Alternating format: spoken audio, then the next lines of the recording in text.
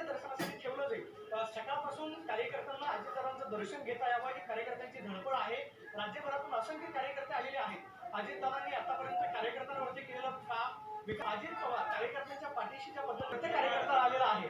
राष्ट्रवादीचा खमका नेतृत्व म्हणून 6 वेळा अजितदादांनी काम पाहिलंय आणि अजितदादांच्या कामाची प्रशंसा जी आहे ते विरोधक सुद्धा करायचे आणि आपण पाहतो की सध्या अजित पवार त्यांचं पार्थिव जे आहे ते सध्या विद्या प्रतिष्ठानच्या या ठिकाणी मेडिकल कॉलेजमधून काढलं जातं आणि विद्या प्रतिष्ठानच्या मैदानामध्ये अजित पवारांचं पार्थिव जे आहे आपण पाहतोय की सजवलेल्या गाडीमधून या ठिकाणाहून बाहेर काढलं जात आहे।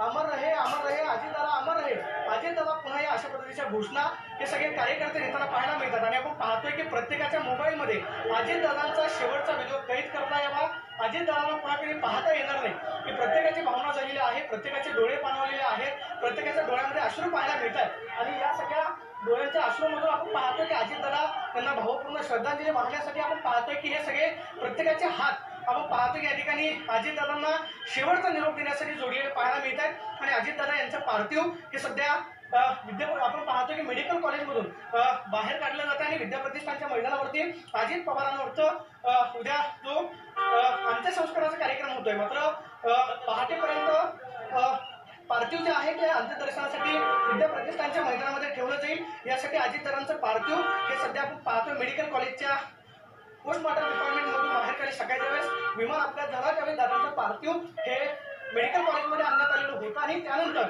अजितदादांचा पाहण्यासाठी कार्यकर्त्यांची मोठी गर्दी जी आहे ती मेडिकल कॉलेजमध्ये झालेली होती। मात्र आता सध्या अजितदादा यांचं पार्थिव आपण पाहतोय की या ठिकाणी काढलं जात आहे आणि अजित पवारांचं पार्थिव हे विद्या प्रतिष्ठानच्या मैदानाच्या दिशेनं या ठिकाणी रवाना झालेलं आपल्याला पाहायला मिळतंय। अजितदादा आज आपल्यामध्ये नाहीत। अजितदादांच्या जाण्यानं महाराष्ट्रानं खमका नेता गमावलेला आहे। महाराष्ट्राचं खूप मोठं नुकसान झालंय। ती भावना या सगळ्या कार्यकर्त्यांच्या अजितदादा यांचं पार्थिव घेऊन सजवलेल्या फुलांच्या गाडीमधून अजितदादांचं पार्थिव जे आहे ते सध्या विद्या प्रतिष्ठानच्या मैदानाच्या दिशेनं रवाना झालेला आहे आणि पहाटे 6 पर्यंत हे पार्थिव अंत्यदर्शनासाठी विद्या प्रतिष्ठानच्या मैदानामध्ये ठेवलं जाईल।